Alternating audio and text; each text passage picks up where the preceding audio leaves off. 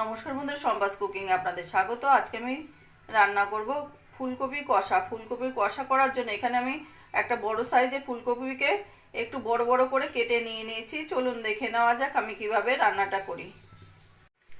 ফুলকপিগুলোকে আমি উষ্ণ গরম জলে 2-3 মিনিট মতো ভিজিয়ে রেখেছিলাম। এবার আমি রান্নাটা করে নেব। কড়াইতে তেল দিয়ে দিয়েছি, তেলটাও গরম হয়ে গেছে। এবার আমি ফুলকপিগুলোকে ভেজে নেব।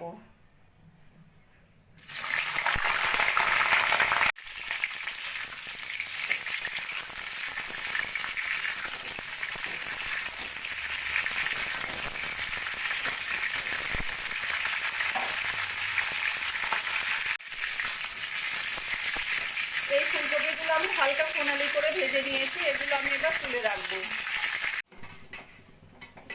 একইভাবে আমি বাকি ফুলকপিগুলো ভেজে নেব।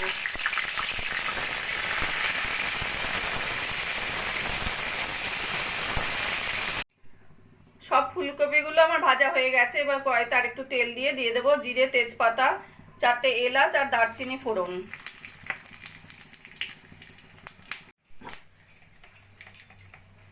দিয়ে দেবো টমেটো আর পেঁয়াজ।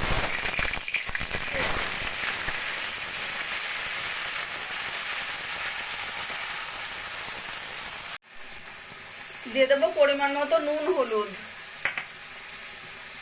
জিরের গুঁড়ো, লঙ্কার গুঁড়ো, আর দিয়ে দেবো আদা রসুন বাটা। দিয়ে ভালো করে মশলাটা কষিয়ে নেব।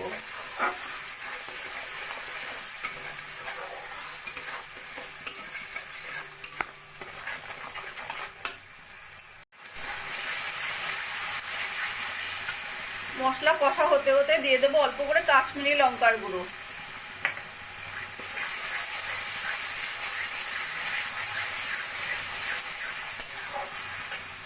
ভালো করে মিশিয়ে নিয়েছি, মশলাটা বেশ তেল ছাড়া ছাড়া হয়ে গেছে। এবার দিয়ে দেবো আমি ভেজে রাখা ফুলকপিগুলো।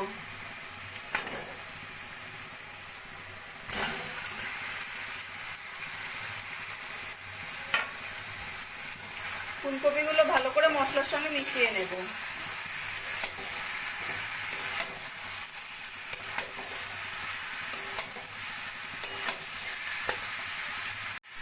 ফুলকপিগুলো ভালো করে মশলার সঙ্গে মিশিয়ে নিয়ে আমি 2-3 মিনিট মতো কষিয়ে নেব।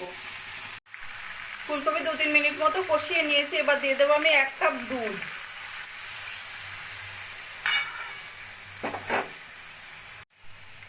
আর দিয়ে দেবো পরিমাণ মতো জল। এবার একটা ঢাকা দিয়ে যতক্ষণ না ফুলকপিগুলো সিদ্ধ হচ্ছে রান্নাটা করে নেব। ফুলকপি ঢাকা দিয়ে 5-7 মিনিট মতো রান্না করে নিয়েছি। এবার আমি ঢাকাটা তুলে দেখে নেব।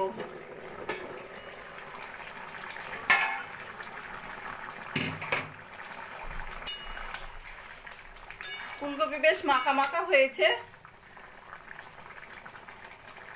আর সিদ্ধ হয়ে গেছে। এবার দিয়ে দেবো আমি গরম মশলার গুঁড়ো আর 1 চামচ মতো ঘি।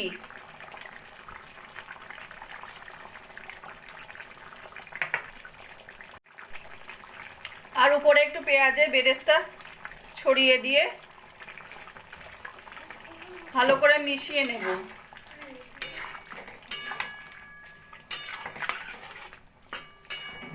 মিশিয়ে নিয়ে আমি গ্যাসটা বন্ধ করে দেব। ফুলকপির কষা রান্নাটা আমার কমপ্লিট হয়ে গেছে। আমার এই রেসিপিটা যদি ভালো লাগে আপনারাও বাড়িতে বানিয়ে দেখতে পারেন।